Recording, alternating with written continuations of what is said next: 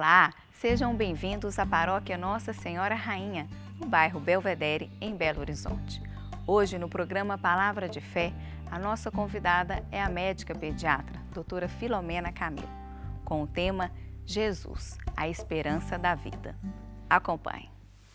Que alegria, não é? A gente poder encontrar mais uma noite, para a gente poder ver mais um pedacinho desse amor de Deus, né? Desse cuidado de Deus conosco, né?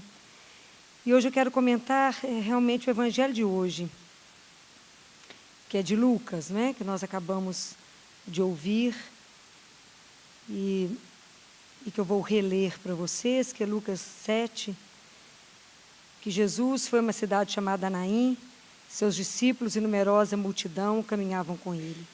Ao se aproximar da porta da cidade, coincidiu que levava a enterrar um morto, filho único de mãe viúva, e grande multidão da cidade estava com ela.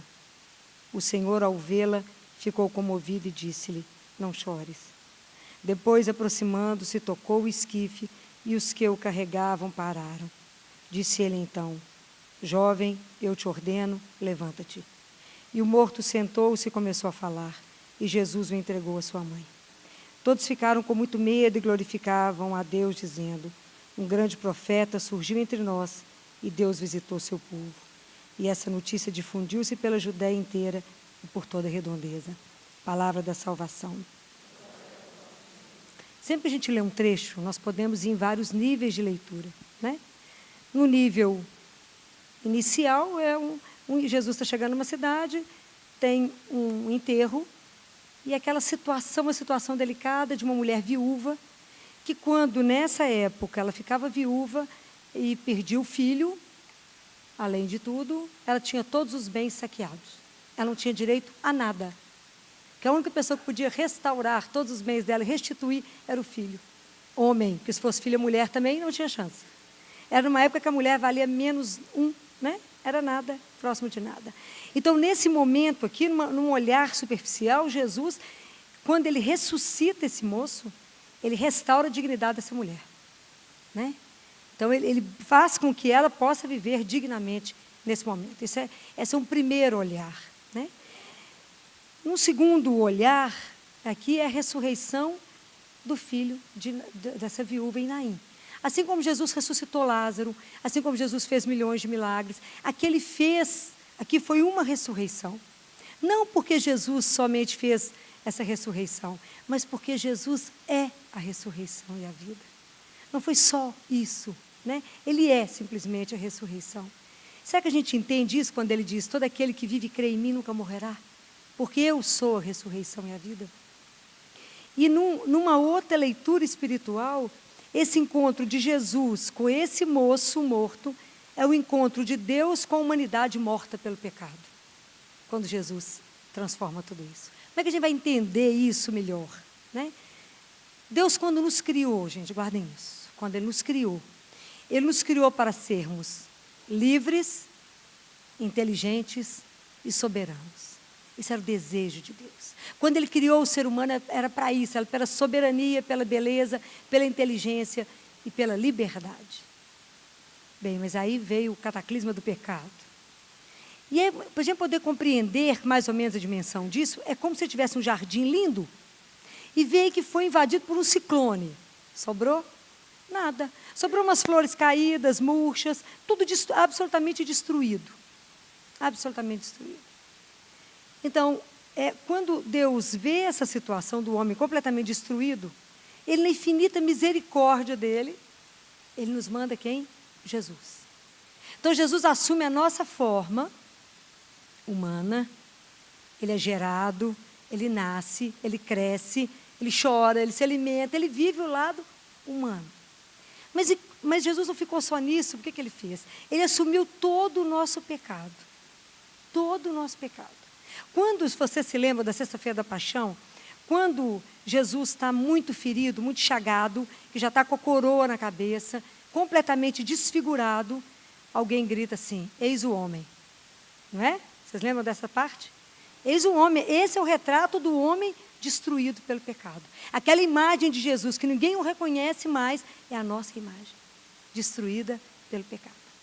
Então, com a morte de Jesus, Jesus é como se ele nos fizesse, por vezes essa humanidade inteira, passar por um novo batismo. É uma outra travessia do Mar Vermelho, gente. É uma outra travessia onde os inimigos nossos, que é o sofrimento, né, a morte, a escravidão e o pecado, fossem atrás de nós. Mas quando chega até Jesus, daquele ponto onde ele ressuscita, é como se eles fossem estragados. Assim como está lá em Êxodo, né, que cavalos e cavaleiros foram julgados no mar. Tudo isso foi destruído por Deus com a morte dele na cruz. Ele pegou todo o nosso pecado, todo o nosso sofrimento, tudo nosso, e ele destruiu ali.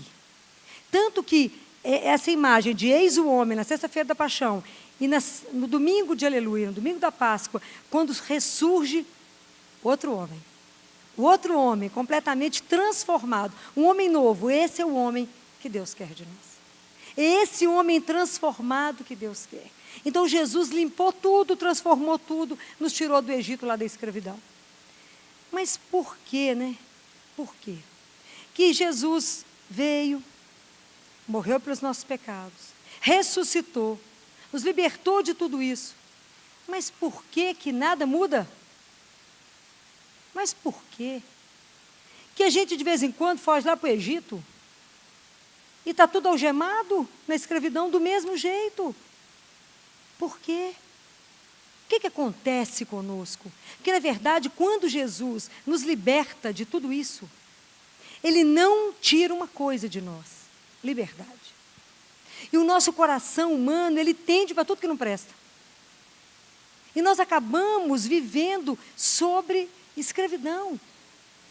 E fica a gente fala que é um lençol, né? um véu de morte sobre o mundo, né? Uma das maiores escravidões que nós estamos vivendo chama-se consumismo. É preciso consumir até coisa inútil, não é? Por que você comprou isso? Não sei, mas estava tão barato que eu comprei. Não sei para que serve, não. Mas comprei, porque era uma promoção. Mas serve para nada. Então, na verdade, a gente vai vivendo, de um lado, as pessoas que precisam produzir as máquinas. Do outro lado, você tem que sustentar aqueles que precisam consumir desenfreadamente. E a gente não percebe que isso, na verdade, faz com que, para a satisfação de alguns, há milhões de pessoas sendo escravizadas, sofrendo. Como é que a mídia transforma tudo isso? A mídia pega tudo isso e fala, isso é símbolo de sucesso, de vida plena, de realização, quem anda com esse carro, quem tem esse celular, e vai te julgando cada coisa mais bacana do que a outra. Você vai ficando seduzido, tonto, não sabe nem por que você está com aquilo. Porque não temos a coragem de dizer não. Porque o homem misturado nisso tudo, escravizado, o que nós estamos virando? Máquinas e não percebemos. E nós, mais grave do que isso, nós estamos vivendo uma única dimensão do ser humano. Nós estamos vivendo uma dimensão material. Uma dimensão terrena. Então, o homem de uma única dimensão, a dimensão terrena. A nossa dimensão espiritual atrofiou, está morta. Por isso Jesus diz, levanta-te, eu te ordeno. Ele nos ressuscita. Compreendem porque estamos mortos. Então, Deus faz milagres. Mas será que eu consigo falar para vocês de milagres? Claro que não. Pois a nossa dimensão é tão terrena que nós duvidamos dos milagres. Porque não cremos no milagre por excelência que aconteceu, que é a ressurreição de Jesus. Então, eu não creio que Jesus está vivo aqui agora no meio de nós. Porque eu não consigo viver na presença de um Deus vivo. Meu Deus está morto lá na sexta-feira da paixão. Então, eu não creio nos milagres. Mas isso é tão lindo porque Deus Pai fala disso lá em Isaías. Isaías 48, ele fala assim. Porque eu sabia que tu és obstinado, versículo 4, que o músculo do teu pescoço é de ferro e que tua testa é de bronze. Quer dizer, você é cabeça dura, você não dobra, você não entende. Eu te anunciei há muito, proclamei antes que acontecesse, para que não dissesse, eu já sabia, meu ídolo que fez essas coisas, foi minha inteligência que fez. Imagina se Deus fez um milagre. Na verdade, isso é coincidência? Mas é porque não cremos, porque a nossa dimensão terrena é muito forte, a nossa dimensão espiritual está acabada. Não estou dizendo que a gente não tem que cuidar da nossa vida, dos filhos, da provisão das coisas, não é isso. Eu estou dizendo que a gente tem que cuidar também da nossa alma. A nossa questão espiritual é muito séria. E por que Deus faz milagres? Igual ele fez aqui. Vocês podem imaginar isso, gente? Chegando no enterro, Jesus para o caixão e manda o morto levantar. Você pode imaginar o escândalo que deve ter sido isso? Imagina hoje. Ia sair gente voando para tudo quanto é canto. Não ficava ninguém. Vocês imaginam o que ele fez naquele momento? Né? Isso, hoje, por que Deus faz o milagre? Como é que Ele rompe com todas as cadeias e transforma tudo aquilo que ninguém pode imaginar que é transformado?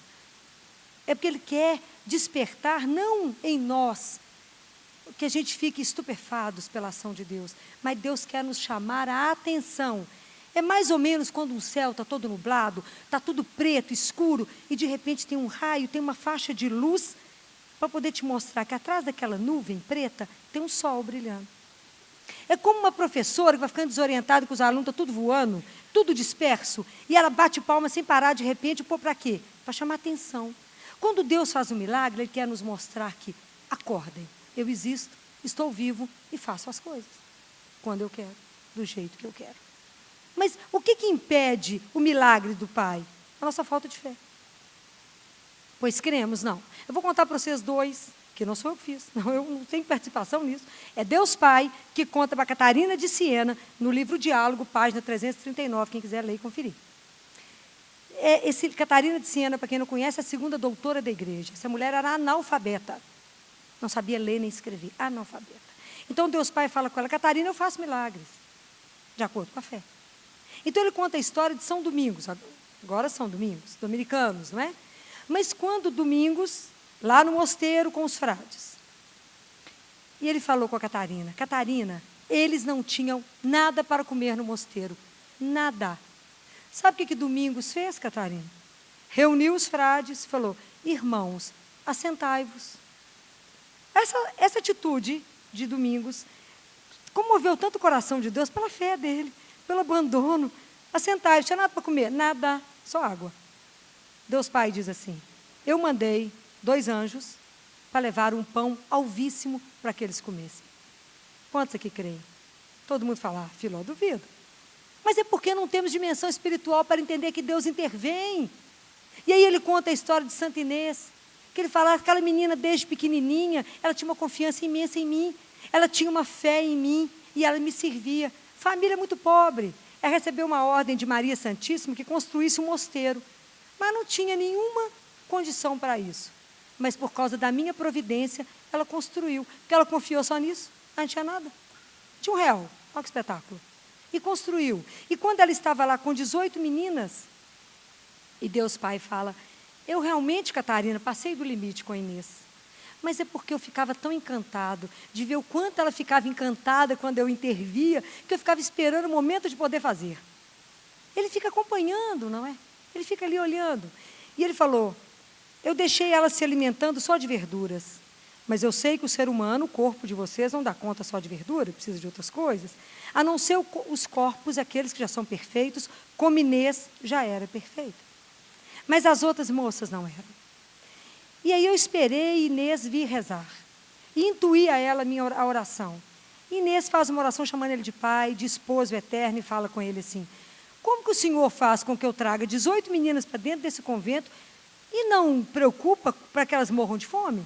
O Senhor faz favor de providenciar comida. E na mesma hora que ela termina de rezar, ele mostra no coração dela que está chegando alguma coisa. Ela vira para as meninas e fala, vá lá na porta do convento, abra a porta que está chegando o nosso alimento. Está chegando o pão. E estava chegando o pão. Esses santos viveram muitos milagres, viveram interferência divina e pessoal. Por que na nossa vida não temos, não vemos? Porque milagres pequenos vemos o dia inteiro. Mas como é que nós reconhecemos a presença de Deus? Apenas se já temos a fineza de perceber esse Deus que caminha conosco. Esse Deus que transforma a nossa vida, que transforma as coisas. Ele faz milagres? Sim, Ele faz milagres. Mas depende da nossa fé. Depende de crermos nesse Deus que é poderoso e vivo. Ele prometeu, e isso está escrito, porque... Por que a gente crê? Quando eu vejo Deus agindo em pessoas que estavam vivas, mas praticamente mortas, e fazendo com que a vida delas voltasse, muitas vezes não é por doença física, mas doença da alma, pessoas desanimadas, desesperadas, e eu vejo Deus fazer que aquilo volte de novo à vida. A gente sabe que tudo isso que Deus quer conosco, isso é só um pedacinho que Ele vai mostrar. A sensação que eu tenho que quando Ele faz o milagre é como se Ele abrisse uma brecha para falar assim para nós. Vocês não têm ideia do que os aguarda? Vocês não têm ideia do que eu preparo para vocês. Isso que eu estou fazendo é um nada, porque eu posso.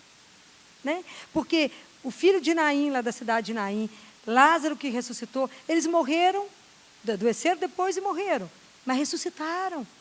De verdade, estão vivos. É o que está escrito em Apocalipse, não é? Quando Jesus fala com aquela mulher que não chora, lá está escrito, Apocalipse 21 está escrito, Ele enxugará toda lágrima dos seus olhos, pois nunca mais haverá morte, nem luto, nem clamor, e nem dor haverá jamais. Sim, as coisas antigas se foram. E Deus diz, eis que faço novas todas as coisas. Eis que faço novas todas as coisas. Por isso que quem está em Cristo, nova criatura é. Tudo velho já passou. Porque Ele já enterrou para nós todo o mal. Mas nós precisamos de ter a coragem de querer ser transformado. Jesus morreu para que a gente vivesse na liberdade, para que a gente tivesse vida. E nós estamos escravos de quê? Por que a gente não consegue viver essa palavra de Deus, que é uma palavra viva, essa palavra que foi pronunciada há tantos anos atrás, ela continua viva. E cabe a cada um de nós fazer com que ela seja viva, para que ela tenha o poder na sua vida, para que hoje essa palavra que foi dita àquele moço lá em Naim, seja dita para você. Levanta-te, eu te ordeno. Quantos dons estão em você enterrados? Quanta coisa você está deixando morto em sua vida? E você não está vivendo a plenitude daquilo que Deus quer. Porque está escravo de alguma coisa que você não se liberta. Não se liberta por quê? Porque está gostoso ficar comendo a cebola do Egito.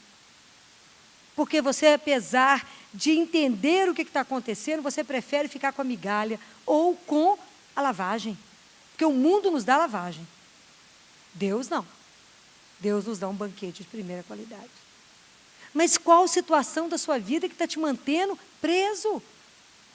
Por que você não tem coragem de se libertar, sendo que Ele morreu para a sua liberdade? Vamos avaliar o que em nossa vida está nos impedindo de começar outra vez. A nossa vida é feita de recomeços mesmo, todo dia a gente começa. Todos os dias. Todo dia a gente pode começar de novo, fazer uma outra história, se quisermos. Deus não quer uma vida de morte. Quando hoje eu recebi um telefonema e quem me ligou falou, falei, como é que vocês estão? Tudo bem? Estou indo. Falei, para onde, minha filha? Para onde você está indo? Falei, não, vamos começar de novo. Responde direito para mim. Fala, Filó, responde direito. Filho de Deus não pode responder desse jeito, não. Agradeça a Deus por mais dificuldade que a gente esteja passando. A gente fala, o momento está difícil, mas eu creio no Pai que eu tenho, que pode intervir em qualquer momento. E Ele pode transformar qualquer situação. Lembrem, Ele ressuscitou Jesus. Naquele momento, Ele mostrou que Ele é o Senhor absoluto da vida e ponto. Quanto tempo mais, eu fico pensando, né? Quanto tempo demorou para que o ser humano entendesse que a vida dele dependia de Deus? Quem criou o ser humano foi Deus. Quanto tempo demorou? Quanto tempo mais demorará para que a gente possa reconhecer que Ele é o Senhor absoluto? E mesmo nessa nossa demora, mesmo na incredulidade, Deus não cessa de dar o sol para aquecer aqueles que creem e aqueles que não creem. Ele dá sol para todo mundo. Não é? Deus é tão delicado para criar, como Ele é delicado para poder salvar. Nele é discreto em tudo. Deus é tão delicado, eu já falei isso aqui, para poder criar, que Ele não colocou uma etiqueta em cada um, falando, foi feito por mim. Só estava todo mundo pendurado com alguma coisa. Todos nós e tudo no mundo estava pendurado, feito por mim. Né? Deus cria, tem um poeta que diz que Deus cria como os oceanos fazem o continente. Ele cria retirando-se. Tamanha descrição.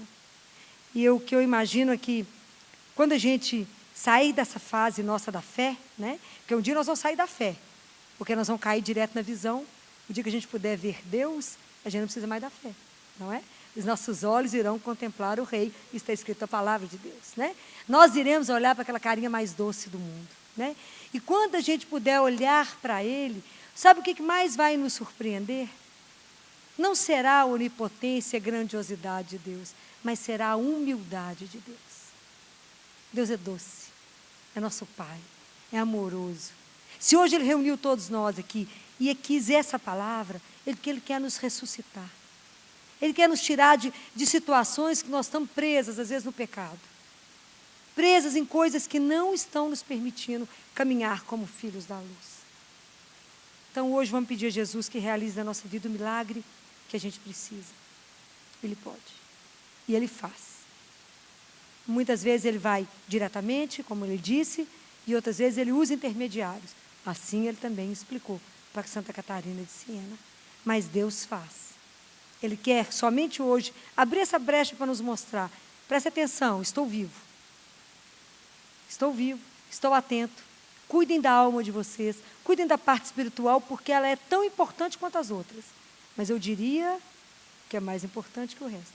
Mas temos que cuidar do corpo, que esse corpo nos será devolvido. Assim diz Ele. E nós não ficaremos só no espiritual, Ele vai devolver esse corpo transformado, glorificado como o de Jesus. Mas vocês imaginam, nós estaremos lá em corpo e alma. É uma promessa tão inaudita que a gente não acredita que seja verdade, tão bom que é. Nunca mais terá separação, luto, choro, dor, sofrimento, nunca mais. É belo demais isso, a gente falar, isso é mentira. Não, é verdade, eu digo. É verdade. O dia que acreditarmos isso, vamos andar cantando, dançando e pulando pela rua, falar, você está bem? Estou ótima. Descobri que eu tenho um Pai que me deu a vida eterna.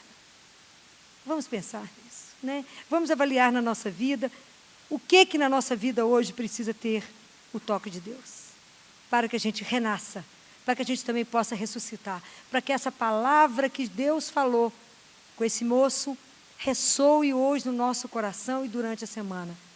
Levanta-te, eu te ordeno.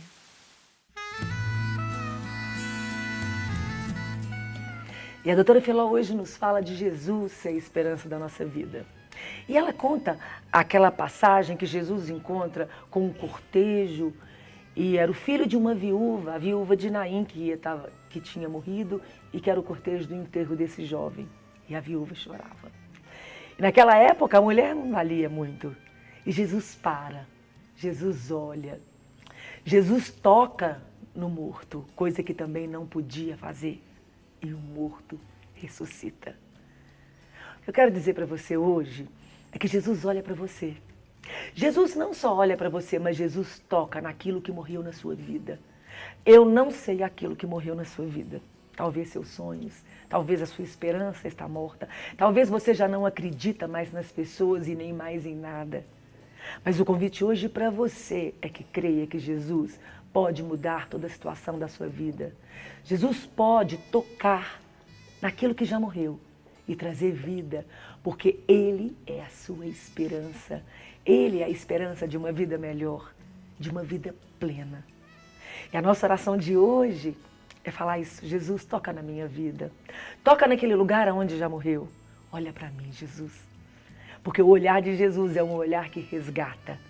E creia que Ele te olha. E creia que Ele vai te resgatar. E vai ressuscitar aquilo que já morreu na sua vida. Vamos rezar? Senhor, estamos aqui hoje. E assim como o Senhor fez com o filho da viúva de Naim, faça conosco. Toque, Senhor, na área da nossa vida que já morreu, naqueles sentimentos que já morreram, naquelas vontades que já morreram.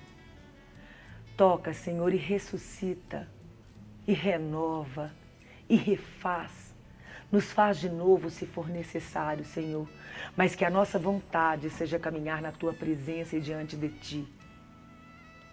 Que através do Teu poder e do Teu amor, a minha vida seja ressuscitada, as minhas vontades sejam renovadas e o Senhor possa me fazer de novo. Amém? Se você gostou desta palestra, você pode adquirir na loja NS Rainha, que fica localizada na Rua Modesto Carvalho de Araújo, número 227, no bairro Belvedere, em Belo Horizonte. Ou pelo telefone 3286-3034, ramal 31. Você também pode encontrar nas lojas Paulinas ou nas lojas Mãe da Igreja. Fiquem com Deus e até a próxima!